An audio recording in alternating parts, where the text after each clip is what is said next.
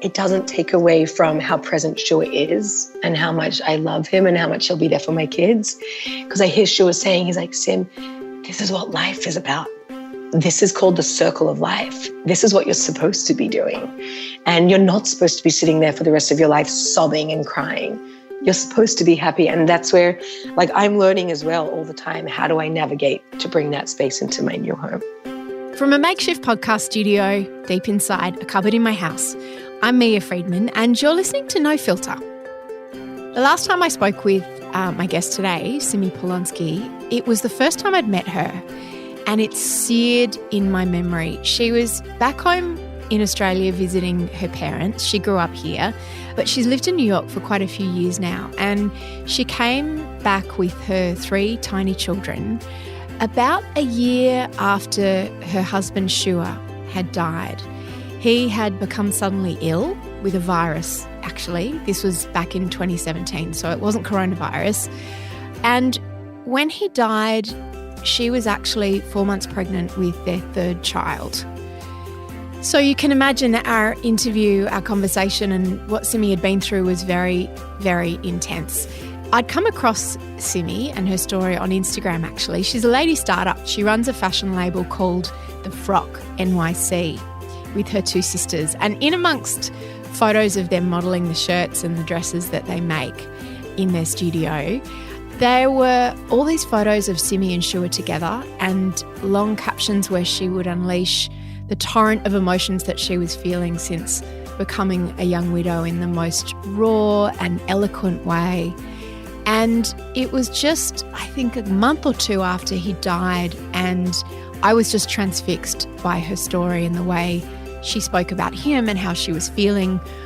And then when she came to Australia with one of her sisters and came into the Mamma Mia studio, she sat with me and spoke about Shua and about losing him, and her grief and her love were just written all over her face. It was really incredibly emotional. They were sort of intertwined, this grief and this love. And my memory of that time that we spent together talking and crying, and I was crying too, I sort of saw her as someone literally racked with sorrow as she tried to sort of explain how she was feeling and coping and how she was battling also with her faith, because Simi is from an Orthodox Jewish family. Her father's a rabbi, and she lives in a part of Brooklyn that is home to a vibrant community of Orthodox Jews. It's not quite the same as the community depicted in the TV series Unorthodox, which lots of people have been watching on Netflix, and I highly recommend it. It's brilliant. But we did discuss what she thought of Unorthodox, and her perspective on it was actually fascinating.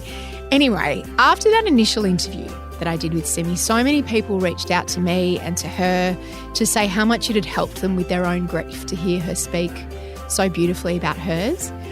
And now, well, there is an update. Much to her surprise, Simi has found love again, and a few months ago, she remarried. I've been watching her story continue to unfold and feeling such joy for her and her new husband, Yaniv, and we've been planning an updated conversation on No Filter for a couple of months now. But the thing is, the suburb in Brooklyn where Simi lives and works with her family is in the epicentre of the New York apocalypse that is the COVID crisis. Simi has had it, and so has her new husband, Yaniv, and her sister and her brother-in-law. He got terribly, terribly sick, and they were worried they might lose him, in fact.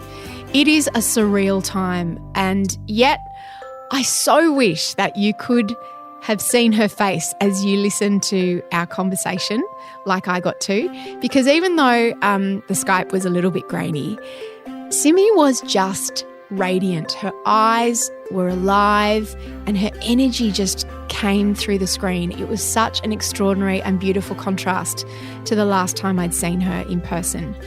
I'm finding it so helpful at the moment to hear stories from people who've emerged from awful times, and this is one of them. Simi's story will really lift your heart. Here's Simi Polonsky. Simi.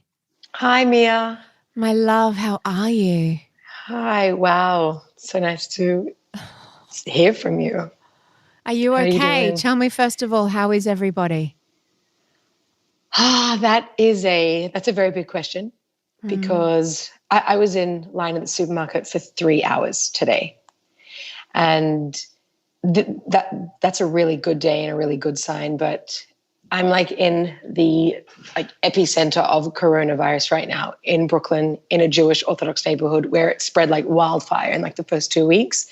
And my sister got sick, my brother-in-law got sick, my husband got sick, and I would say now it's been like already 3.5 weeks. The trauma's sort of like leveled out, and we're like, okay, we can do this. We're going to do this, and we're going to make it through. So when you say that your husband and your sister and your brother-in-law got sick, you mean they got COVID and they've recovered? Yes. Oh, yes. They had it. What was that like? That was very traumatic. It was really traumatic because about 3 weeks ago was a Jewish holiday of Purim, and the entire Brooklyn was at everyone's houses, all on the streets. Thousands of people were together delivering like presents to people. The next 3 days, that's when people started getting sick. And like for me, I was like, oh, I got it too, but I was just like, it was very mild. And I was like, oh, why can't I taste anything? This is so weird. Like I didn't really know what was going on. And then I was like, I'm feeling a bit of nausea, dizziness.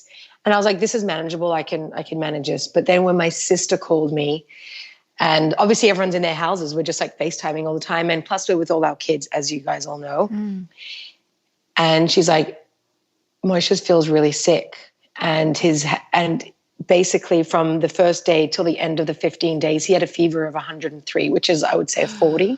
Wow. And he had like the first responders, the medics at his house every 2 days, IVs, checking oxygen. So as well, like you usually hear sirens in New York, but now those 2 weeks, you could hear sirens every 10 minutes. So it was very scary. It was really scary.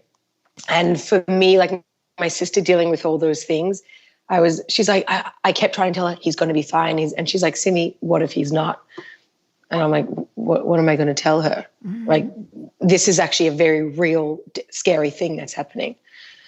And then your husband got sick.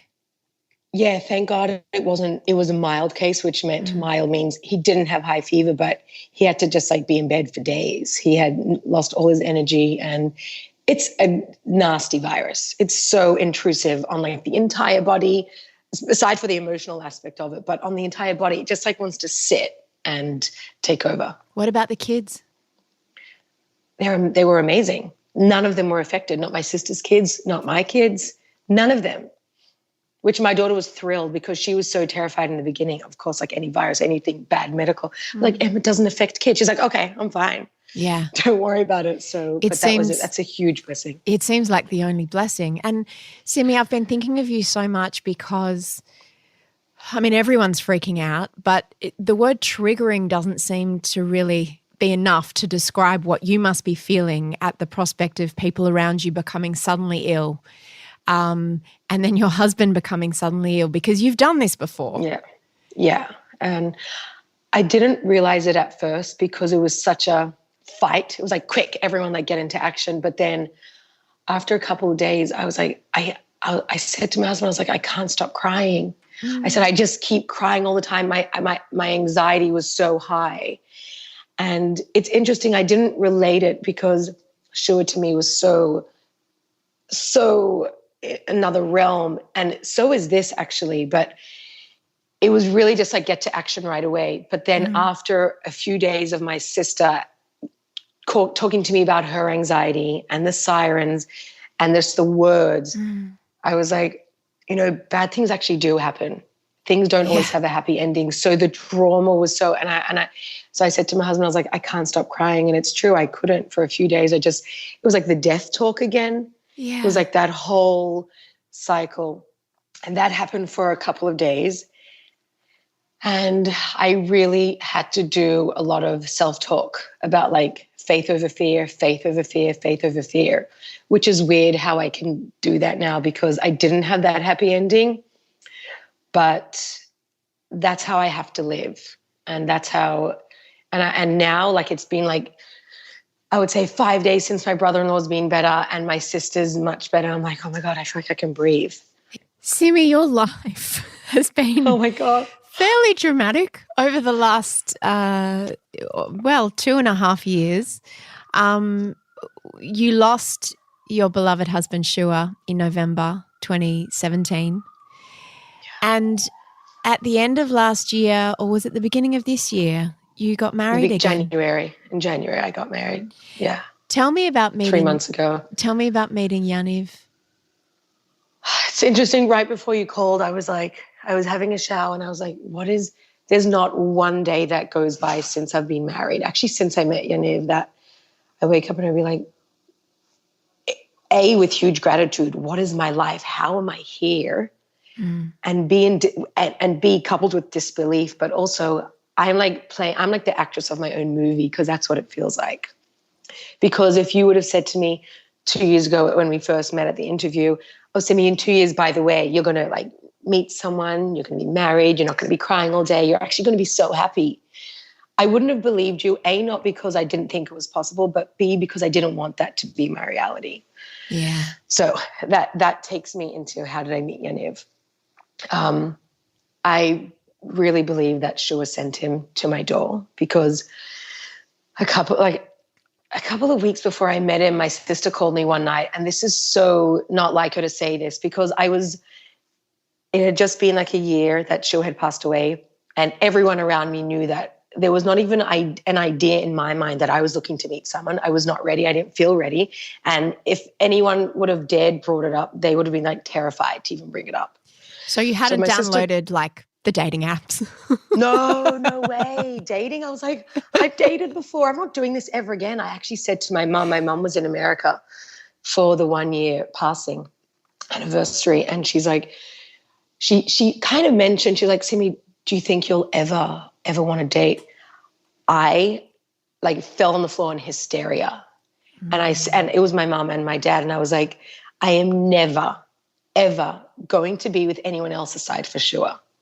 And that's how everyone kind of knew I was there. And my sister called me up a few weeks later and she said, Simi, I just have something hilarious to tell you. And at the time, my younger sister was living in the house with me, which saved my life. It was like 12 o'clock at night. The three of us were talking and she's like, this person just called and there's this divorcee. He has 4 children in Miami and they want to date you. I'm like, the panic started, like my chest started beating. I started shaking. I was like, hi, is this a joke? I was like, don't you ever talk to me about dating again. I was like, I promise you, I was like, if anyone mentions, I was like, don't even talk to me. So how did I meet Yaniv if I wasn't going to be dating? It's a good question. The first year of after Shua passed away, every Shabbat in my house was like, it was like overtaken by the Dementors of like Harry Potter type of thing. It was depressing and I couldn't do Shabbat because when Shua was alive, we would like invite people over and it was like this like booming, loud, happy place. And then after a year, I said to my sister, I was like, what am I doing to my kids? Shabbat here is so depressing. It's like crying and miserable. I don't even do it. I was like, this is so bad. I was like, I need to invite people over. I need to do it. So explain Shabbat to people who aren't familiar with what it is. Okay, so I'm Jewish and Orthodox, and that means I practice Shabbat, which means on Friday night till Saturday night, it's like switch off zone, all electronics, everything goes off. And it's essentially 24 hours where we spend time with our family and friends. We have a big dinner on Friday night, a big lunch on Shabbat, and it's a happy time where you just celebrate being with friends and loved ones and switching off from the world. It's a rest. So I couldn't do it. I couldn't invite people. I couldn't cook. I was like, there's no way. I don't want to do anything. So after a year, when I finally said, I can't do this to my kids, this is so bad. They're never going to have a happy Shabbat again. This is terrible. I was like, let's invite people. I was like, Tait, you invite a few people. I was very close with Shua's brother, Menachem. I said, Menachem, just bring over some friends. So my 2 sisters came over. They brought a few people. I ended up having like 15 people over. And Yaniv was one of them. Who brought him? Menachem, my brother-in-law. No, they were friends. And I remember I said to my mom, actually, I was like, if I'm ever going to meet someone, I promise you Shua is going to send him to my door. I was like, that's what I said to my mom. And there he was. He was there on Friday night. And so what was it like having yeah. Menachem and Yaniv? What was it like? Did you recognize him when you saw him, in the sense of, that's someone that I could learn to be connected to? I didn't initially when he first came in, but what happened was that there was like 15 people, a lot of people going on, and it was like everyone knew that this was like a happy vibe. Everyone wanted to bring life to the house, and there were tears, but it was like tears with sadness, but everyone was really trying hard to like make it like this is the first big deal at Simi's house. Like, let's bring it, like, let's live. And then at one point, my baby, Joshy, he was probably a couple of months old. Yeah, because he's 2.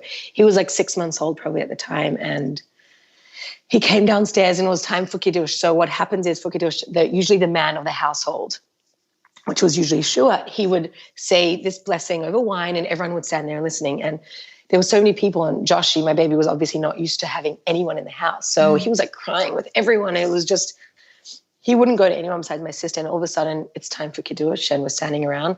And Yaniv was like, oh, I love babies. And he grabbed him and he was holding him and he started making Kiddush and Joshy stopped crying. And I don't think anyone processed this at all. But in my mind, I was like, I had to hold the table. I was like, this is, it felt like it was too much for me. Because I was already thinking like, I was like, oh my God. But I was like, then I was like, how could I even be thinking anything that someone told? I was like, Simi, what is wrong with you? Just calm down. Because Joshy never got to meet his dad, did he? No, he didn't. How pregnant were you when Shua died? I was 4 months pregnant. Wow. So I guess you'd never seen Joshy held in that way. It brought so many emotions crashing down at once. And I remember just like sitting there crying, but also thinking like, oh my God, there was like a soul recognition that something greater was going on. That's what I felt, because obviously it was nothing, I wasn't feeling anything romantic, but there was this greater soul power because there was a huge spiritual energy in the room at the time. Like Shua was there and like it was, I felt it. So then what happened? So then so I remember a couple of days later, Yaniv sent me a text and he got a text from my brother-in-law and he sent me this thank you text. And he's like, he said, hey, Sim, I just want to thank you. Oh, Yaniv's a musician. So I said to everyone, I joked, I was like, by the way, everyone's invited here tonight on the plan that Saturday night, everyone's coming back. We're having like a musical jam session. It's like a lot of, I was like, you have to come back. And Yaniv, obviously he was the guitarist. So everyone was like, yeah, we're coming back. We're all coming back. And everyone was down. So kind of the same crew decided to come back on Saturday night. And I remember at one point I ordered pizza and it felt like a nice, fun vibe. I remember at one point Yaniv like came to me and he was casually, first of all, Yaniv at the time was even dating someone else. And not that I knew this because I wasn't asking him about it, but it was just to put things into perspective where he was holding and where I was holding and how like vulnerable I felt. He came to show me something on his phone about a mutual friend we had. And I remember he sat down next to me on a chair and my heart started pounding. I was like, oh my God, he's sitting so close. Is anyone looking? This is so strange. I can't even believe. And I'm not that person. I was very comfortable around men my whole life, but all of a sudden I was so uncomfortable. Not that anyone could tell, but inside. And I remember thinking, I was like, oh my God, he's sitting so close. This feels like a little bit intense. So he was playing music and I remember thinking, I was like, I'm going to cross paths with him again. I had that like same soul recognition. And that night, I mean, there was so much of like Shua tears going on and everyone talking because this was like everyone, these are all Shua's siblings and my siblings and our good friends. And so it was a crazy mix of emotions. So after that weekend, a couple of days later, he's like, hey, Sim, I just wanted to say thanks for Shabbat and inviting us to your home. I'm glad we could bring light. And I was like, who's this Sim? Why would he call me Sim? That's so like, only my friends call me Sim. But again, I was like, Simi, why would you even make a big deal out of that? So like, it would be embarrassing for me to even say that to like my sister because she'd be like, Simi, no, he's just being nice and saying thank you and being friendly. So I didn't. And then a few days later, he sent me he's like, oh, I was thinking about like this post you wrote and I read it and I just want to send you this song that I wrote. And I was like, oh, okay. So again, I was like, okay, he's just really friendly and I'm like not going to, so I was like, great. But inside for those, like that, let's say it was 10 days, I was like, it felt like there was something more. And I said to my therapist, I was like, I know this is so weird because he's 28, he's single. Why would he even look at me? I'm not even like thinking about it. But I feel something. She's like, Simi, if you feel it, then go with your gut. And I was like, I was terrified. Me and my sister Tait, I told everything to her, but I didn't mention a word because it was just so beyond a possibility. And I was so embarrassed to even have her think that I was thinking that he thought something. Yeah. That I didn't say anything. So, and then like, we didn't message at all. I didn't like initiate anything. He went to Israel for a week. And then when he was there, he sent me another text and I was sitting on the computer with my sister Tait. And all of a sudden she sees like this WhatsApp message from Yaniv. And she's like, oh, Yaniv texted you? I slammed the computer shut. I completely overreacted and I started sobbing. I was like, Tait, I don't know. I'm just like, he was texting me and I was like texting back and blah, blah, blah, blah. And I was like, do you think anything's more? She read the text. She's like, Simi, no. She's like, I know him. He's just so nice and friendly. She's like, you're completely overreacting and reading into it. I was like, okay. I was like, that's what I thought. That's where my embarrassment came from, but I'm glad we got that out of the way. What happened was I was right because he went to Israel. He has a crazy side too. He went to Israel and he actually went to date someone, the girl he was still dating. And over the next month, we just kept texting more. And it was still very casual at this point, but he went to Israel to date the girl. And then he broke up with her after a while because what happened to him, he had this crazy spiritual connection with me that I didn't know about. And with Shua at the time also, because on his way to Israel, he stopped at this, this is another Jewish information. He stopped at this Jewish cemetery where there's a famous Rebbe is buried and people go there for blessings and just to pray. And Shua was buried there too. So he went there on his way to Israel. And this was a few weeks after we were talking. And he went in a mikvah, a ritual like water bath. He immersed in a water bath, which is underground. It's right near the burial place. And it's like a spiritual cleansing meditation thing that he does. So he was there and he went under the water and he said the purpose of this was to pray for like clarity on this girl that he was dating. So he immersed in the water and he said as he went underneath, he had this like jolt, a vision of me and the kids. And when he got up, he was like, whoa, no, that's crazy. Get that. He's like, oh my God, no, please don't. He's like, no, I don't want to be thinking about that. That's complicated. Yeah. And then he realized that as he was doing that, he was actually like underground, right on the same like realm as Shua at that point when he had that jolt. Oh, wow. Yeah, it was. So the next few days he this idea of me and the kids kept coming up and he kept trying to push it away. But it didn't work. So he ended up breaking up with the girl that he was seeing in Israel. And then he was texting me. And then I could feel that like the texting was getting a little bit more. And that's when my like terrified self came in and I said to him, I'm very straightforward. I said, I just want to let you know, I have not been friends with a male aside from my husband in a more than like, yes, I'm friends with my friends' husbands but I don't have a good friend that's a male. And I said, I really am uncomfortable because I don't really know how to navigate this. I said, because in my mind I was thinking, what if he's just like, oh yeah, I'm just being friendly with Simi. Yeah. And then if I would say anything and he'd be like, oh my God, Simi, I'm so sorry. I was just trying to be nice. I was so. When you say you haven't been friends with a male, is that a religious thing or just one of those things? I definitely think it's a religious, cultural thing. And I think just the way my lifestyle went, and it wasn't that I am friends.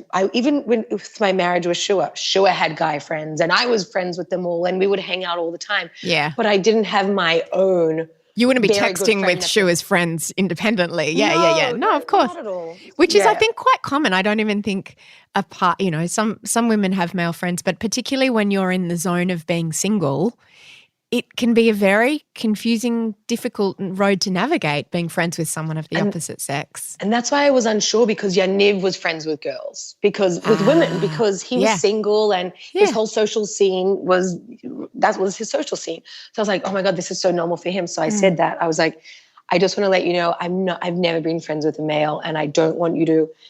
I really wanted to say, so what do you want? Yeah. Because so I said in a subtle way, I said, I don't want to overstep any of your boundaries.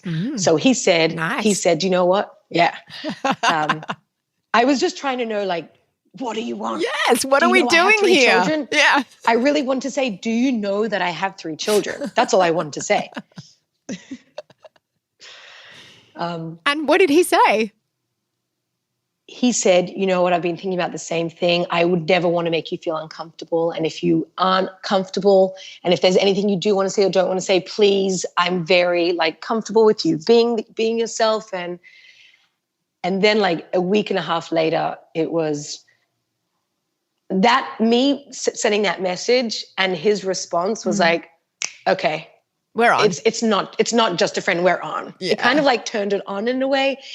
And then we hadn't seen each other in a month since that first Shabbat or something like that. And then afterwards, he was coming back from Israel, and I was giving this public speech about my experience. And then all of a sudden, being a widow and losing Shua, being a widow and choosing, and where I was holding, and then all of a sudden, I get a text from him with the Eventbrite receipt. He's like, I bought a ticket, and I was like, oh my God. He's coming. No one even knows. No one knows that I'm texting him. No one knows. I ended up taking my 2 sisters out to dinner. I was like, guys, I have to talk to you. And all I wanted to do was tell them that I had been texting with Yaniv, and I had no idea where it was going. We 3 of us sat there at dinner sobbing the whole night. Oh. And they knew that the first time I would see him would be at this event. And I was terrified anyway to speak. And then knowing afterwards that I had to pretend that I didn't really know him, because this whole public thing was just another whole realm of what I had to deal with. First I had to deal with the fact that I was ready to say that, I can actually talk to a male. It's okay, Simi, you're allowed. And also that you can feel something other than grief. That there's a part of you that's reawakening, the woman in you. Yeah, and even to admit it, I was like, I'm allowed to admit to my sisters actually that I do like him. Yeah. Yeah. So, did you want him to come to that thing, or were you kind of part of you was I wanted him to. Yeah. And you had to get up and talk very emotionally about Shua and your feelings and your experience as a widow losing him. That's why I think I wanted him to come, because I not only did I want him to know, hey, do you know I have 3 kids, but hey, do you know how messed up I am? Yeah. I'm going through, I'm sad. I'm really sad. And I wanted him to know that. And I was like, I want him to see that I'm okay with sharing that with the world.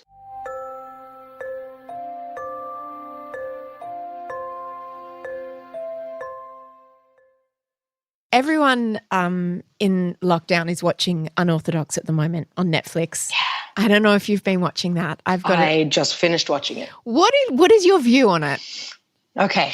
Oh my God, me and Yaniv have been discussing this for the last few days, because it was so big. Yeah. Okay, so there's 2 things that were really disturbing and upsetting to me. First of all, it was an unbelievable show, and I watched how they made it. It was amazing. The actors were beautiful, and I grew up with Yiddish in my house, so I could understand what they were saying and the whole culture. I get that. My grandparents came from Eastern Europe and were Hasidic, Jewish like that. So there was 2 things. Because I grew up Orthodox Jewish, and I know what my life and what millions of other Jewish people live like, it was disturbing on the one hand to see that the world views Hasidic Jews with this barbaric, super oppressive, scary, backward way of life.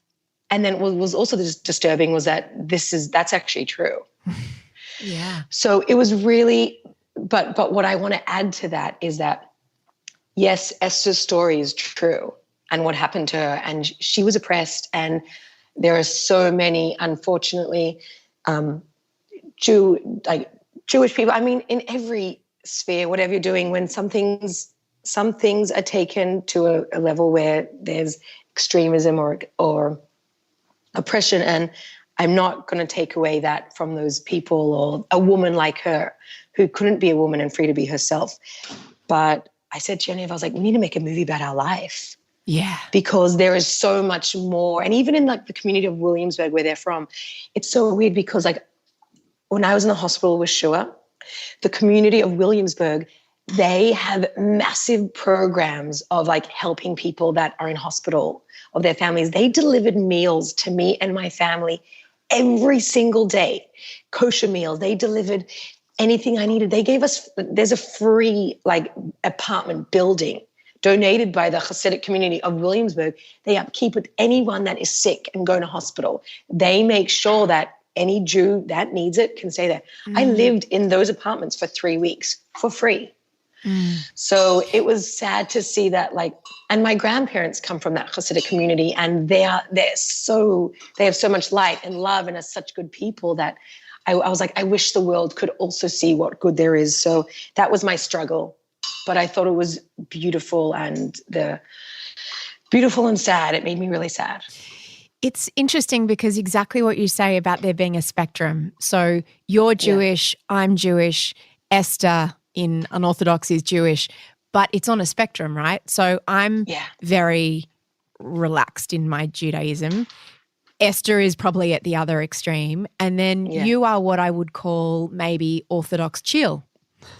So it's like that's a good word.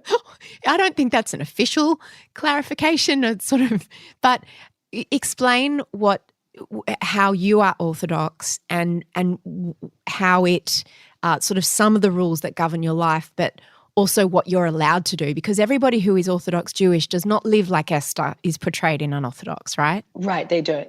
And I think the basis is the Hasidic group that I come from, which is Chabad, is based on the philosophy that we live in this world.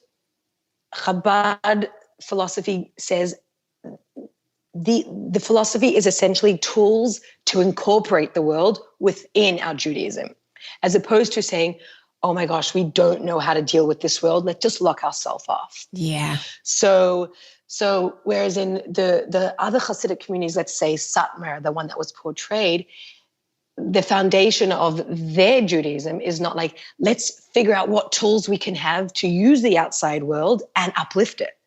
Where the way I was raised and my marriage with Shua and my marriage with Yaniv, it's like, not how do we run from the outside world, but how do we uplift the outside world and make it one, because that's that the God that we know that runs this world, he's like, he created the entire world. He created beaches, which I love swimming at. He created movies, and it's like our idea is that we have to learn from everything and sanctify what we do and sanctify everything and bring a deeper meaning and spirituality to all different things. So and I was wondering, I was like, do people think I'm oppressed? I was like, I don't know, maybe they do. I think probably some might, and also some people might think that sex is like that for anyone who is an Orthodox Jew. And that was, oh my gosh, that was heartbreaking to watch, wasn't it? And for some women, that's a reality.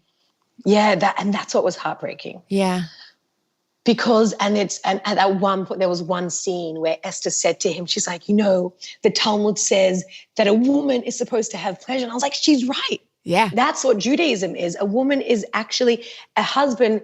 He is supposed to pleasure his woman. And that means you cannot pleasure your wife if you're not emotionally in tune with her. It's not just about like how good you are physically. You need to have an emotional understanding of the opposite sex in general, and then specifically your wife. And that's the Judaism that I grew up with. Like my dad's a rabbi, and just the respect that he shows to women and the voice that he encouraged us to have, that's emotionally becoming in tune. That's how you're going to have a good sex life. And you are a businesswoman, you run a business with your two sisters, and you sing and you dance in your house, and there's love and there's all these kinds of things. So it's important, I think, for people to understand that it is a spectrum, and there are, in any religion there are the extreme forms of it. But then there are lots of shades in between. But tell me, in terms of after Shua died, it's funny you say, I thought I would never date again. I thought I would never. I mean, when I last saw you and we sat together and I watched you cry, I still knew that you would have another life, that you would meet someone and have another phase of your life. It couldn't have been more clear to me, and I'm sure, you know, your parents and everyone that was outside of you, even before you could see it. Yeah. But how much of it was an imperative in terms of for people who would think, oh, you were an unmarried woman, you need to be matched up again and you need to be married off again? And how much of it was just up to you? I think the whole, in like the first time matchmaking process that happens with like in the Orthodox world was completely out the door at that point. It was more just like, how can we help Simi be okay? And to my parents and to my siblings and my friends, they were all like, she has to meet someone. She can't just be alone the rest of her life. But they had no idea how, where, when, how, or anything. So it wasn't imperative that there was an official matchmaking process. It was the whole focus was how we just want to support Simi in whatever way that no one was going to say a word about religion or an expectations of what I did or have to do at that point. It was like, you are free to do, this is what God did to you, God and you, and now but anything surrounding God is between you and him. So we're just all going to back off. Yeah. Could you have lived your life or gone through, you know, the next few years just casually dating and doing, you know, being a single chick in Brooklyn? Was that ever something that was in the realm either that you were allowed to do or that you would have wanted to do? So allowed, I would say people would have, whether they would have judged me or not, I would have been allowed, yes. Yeah. Could have received or not like judgments or opinions, but want to, definitely not. I was like, I did that whole dating thing when I was 21, 22, 23. I was like, I've dated before tons of guys. I was like, I have zero interest. I was like happy and settled and with the love of my life. And I was like, this is what you're making me do? I was like, I don't want, like, how could you be making me do this? That's what it felt like. And then when you met Yaniv and there were suddenly 3 people in that relationship, the 2 of you, I imagine, and also Shua, how does that work? How do you make room for 3 people in your heart? I think like the simple way first is that it's hard to understand that our heart and that our love is really infinite. And I was that type of person that if I saw like a friend lost her husband, I'd be like, how did she meet that guy and get remarried and love him and be happy? I was so confused. And when you're that person in that position, you realize you're like, wow, it's kind of like, you know, I don't know if you remember those old school projectors that there'd be like a film. Yeah. So you have your heart and then you've got like a clear film that your teacher lays down. She puts down the film and she shows you something and she writes on it. And then you get this other film that just lays on top. But you can kind of see both. You can see both. And it's because like my love for Shua doesn't stop growing even now every single day, because love, all those cliche Hallmark cards and everything, they're true. That love is so infinite and our hearts, the way we were designed as human beings, can endure so much and hold so much. And we really have the ability, which I hated, I was so mad about. I was like, it's not fair that you make us be alive and feel death at the same time. And it's the same thing about love, that the love for Shua and Yaniv just happened kind of like, it just grows in a different way. And Shua's love it grows with a different understanding and appreciation of life. Does it take a certain kind of person to be secure and comfortable enough to share their partner's heart with someone who's no longer around? I think Yaniv, are you talking about Yaniv? Yeah. He's not human. That's all I have to say, because I know that there are people have done this before. They've married widows that have lost their husbands and they have a great relationship. But I think the only way I was able to love so much and give myself fully is because I had a new appreciation for life and for another person that I never had before. And seeing Yaniv have this space for me and my love of Shua, and Shua as just a person in general, I was like, oh my goodness, that's what allowed me to connect with him so much, because he had so much space for me in my life for Shua. You must have had quite different experiences of getting together, like, you know, the first kiss and getting engaged and your first night together, and all of those things would have been, and I'm imagining, for him, 100% pure joy. For you, joy and also extreme sadness at the same time? Yeah. How do you bridge that gap between your very different experiences, or he just has to hold space for you? So in the beginning, I remember it's interesting, the first time we like had a proper date, was at his apartment, because I was terrified to being seen in public with a man. Were you worried about being judged? I was worried about so much being judged. What would people think, what they wouldn't? And it just caused so much of like an internal. And the interesting thing is, like, I never felt a guilt of like, Shua makes me feel guilty, because not once in our entire marriage did he ever make me feel guilty about anything. And I know that it kind of felt like him and Yaniv were onto something, that I was like, what are you guys up to? Like, the two of you are onto something. Like, in another life, they were brothers, 100%. Yeah. Shua and him. So the first night where we had this it was like the first real connection, I had told him about the first time when I wanted to just like end my life after Shua died. And so I'm sitting there, I'm like crying and sobbing, and he's sitting there and he feels this just like, and he can just hold this. And I'm just like, who are you? It's not what you usually do on a first date, is it? No, that's not what you usually do on a first date. And our lives have been like our whole dating process. Like, I didn't go to a restaurant with him till we were engaged, because out of respect for Shua's family, and that was like a whole big step and everything. And respect, I don't even know, but I do know, it was just very traumatic. It was filled with so much, like, because there's a part of me that's always sad, and it doesn't take away from how I'm so happy. Like, I can't believe I'm even telling you that, Mia, I am so happy. Yeah. It's just like, that's like, I see it in your face. It's just like sunshine, and your eyes. Yeah. That's what I feel. Could not be more different. I feel like I've been given a second chance of life. That's what I feel like with Yaniv.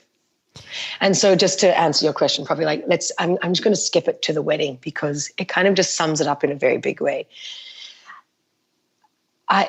Before the wedding, I had told the photographers, the videographers, the makeup artists, I said, I just want to tell you this whole story, because it's going to be a very emotional day. And all my friends are going to be there, and my close friends and my family, and everyone that loves Shua, and everyone that grew up with Shua. And that was at my first wedding. And then all Yaniv's family, who are amazing people who have so much space for this. And this is their only son getting married. It's the happiest day of their life. So how do we bring that together?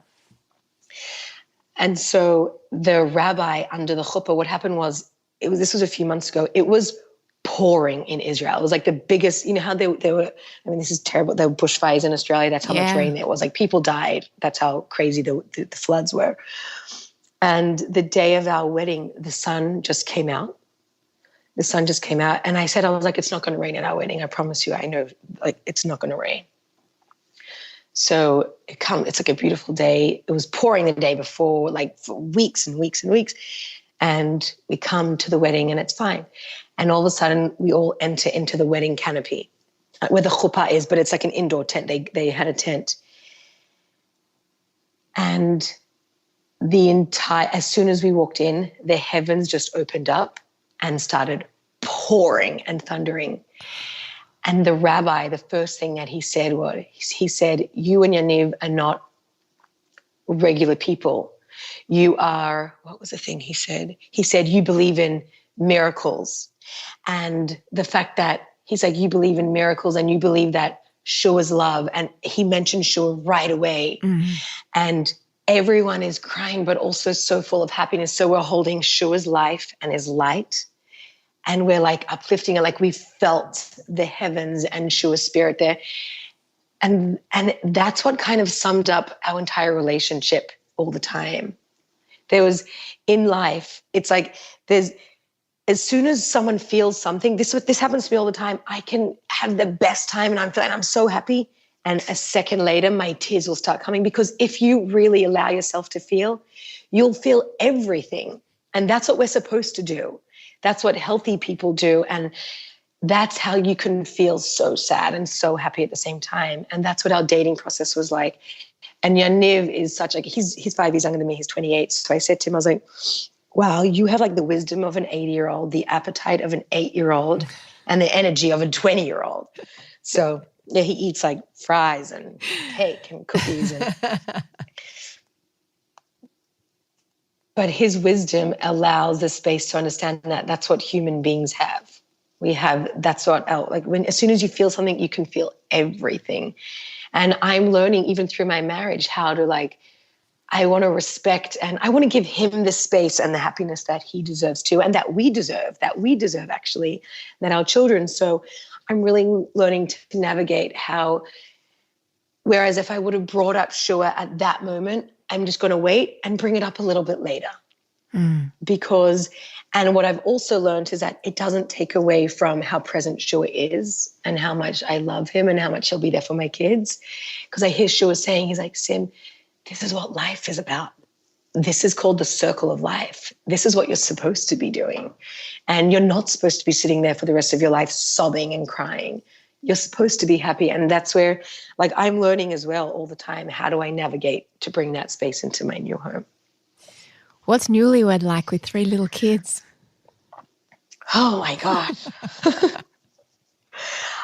I have to say, me on a personal note, I've really tried, and this also made me feel sad that I wish I could have done better with Shua, that I've given people so much space for their humanity, like, because I've realized, I was like, what, like, we're just human beings, we're just people.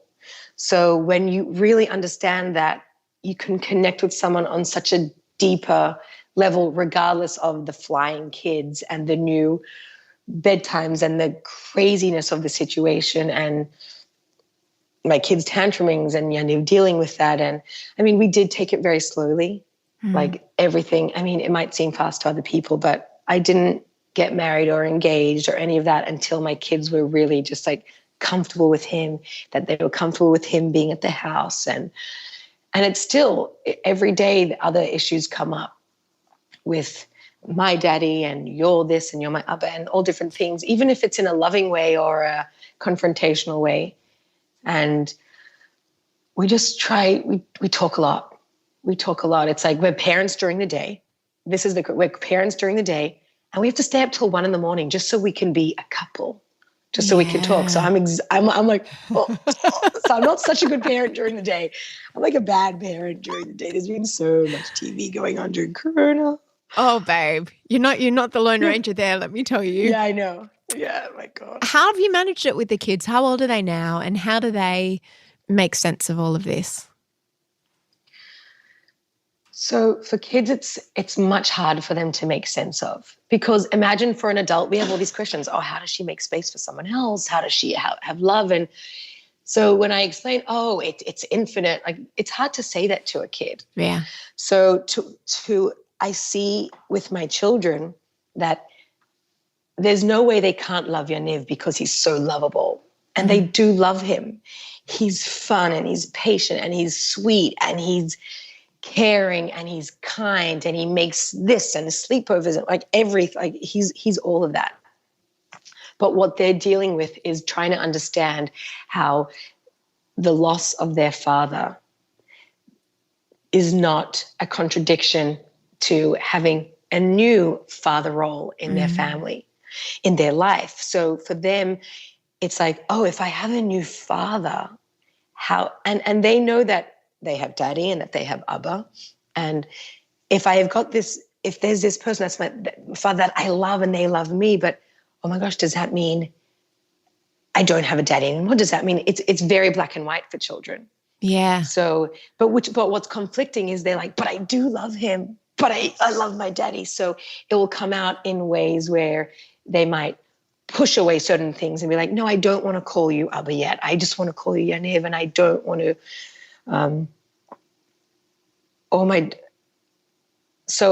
that inner conflict for them. And I think it's so great because we let them express what they need to. But their inability to express that they love Yaniv and will always love daddy right now is something they're just learning to experience. And it's always going to be different. And I think as they understand more and mature more, they'll be like, oh, yeah, you can do both. How old are the girls? My daughter's 8, my second is 4, and Joshy's 2. So I imagine it's toughest on your 8-year-old because obviously Joshy never got to meet his dad, and the 4-year-old probably, you know. Well, it's interesting. I thought the same thing, but because my 8-year-old has had 2 years where she's been able to talk and express and process things, she's had so much more of a chance to do all that. Where my 4-year-old now, she's got the intelligence of a 6-year-old, but she's now, the last 6 months, she's trying to make sense of everything. She's like, why did my daddy that died? She calls him my daddy that died. Why did my daddy that died? Why don't we FaceTime him? Why didn't he come to my birthday party again? Oh, because he died. So she's really trying to process everything. My daddy that died. And then Abba, which is dad in Hebrew, is what she calls Yaniv. That's what she calls Yaniv. And she loves Yaniv. If he's at the office for a few hours, when he comes home, she'll be like, Abba, and hug him. And then she'll say I still love my daddy that died more. Yeah. And that's her need to, Yeah. And that's okay. And Yaniv's amazing. He's like, you know what? I miss your daddy that died so much. And those are the type of things that he'll say to her. And it's like that growing process. So I think for her now, that she's able to really start to process things in a, I guess, more mature way than she could, is made it a little bit more difficult and easier in some ways. My love, it's just so beautiful to see you happy and have you be so articulate in the way you describe how the two things can coexist. And it seems like you're really comfortable with that. You don't seem in any way conflicted. You seem very at peace. I do feel at peace with the love that I have and the happiness that I have, and I don't feel guilty about it. The sadness is something that I realize that it's a part of my life and my being and my family's life and a part of my understanding of reality. And I think the reason why I was able to hold this happiness is when I finally accepted that this was my reality, because for the first year I just fought it. I fought and I was so angry and I fought it and I fought against God and I said, bring him back because I'm not doing this. And I did that for a very long time because acceptance of what was happening meant that I had to give up a life with Shua. And I wasn't able to do that. So I just fought me, I fought God, I fought the world, I fought anything happy. And then once I was able to accept that, oh my God, Shua actually did die, you're going to have to live with him in a different way and accept that your life with him will be different.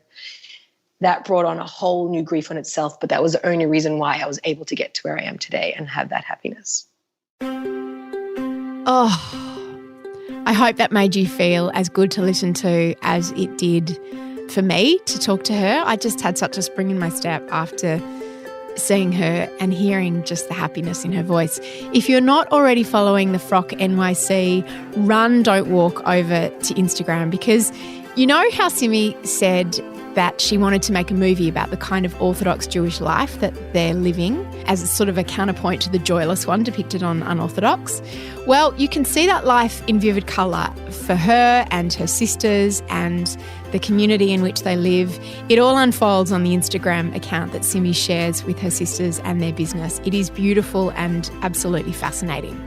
Remember that we have extra eps of No Filter dropping Tuesdays and Thursdays, where I call up past No Filter guests like Taria Pitt and Libby Trickett, and I ask how they're doing during social isolation. So keep an eye on your feed. No Filter was produced by Luca, Lavigne and Melanie Tait. Stay safe and lots of love.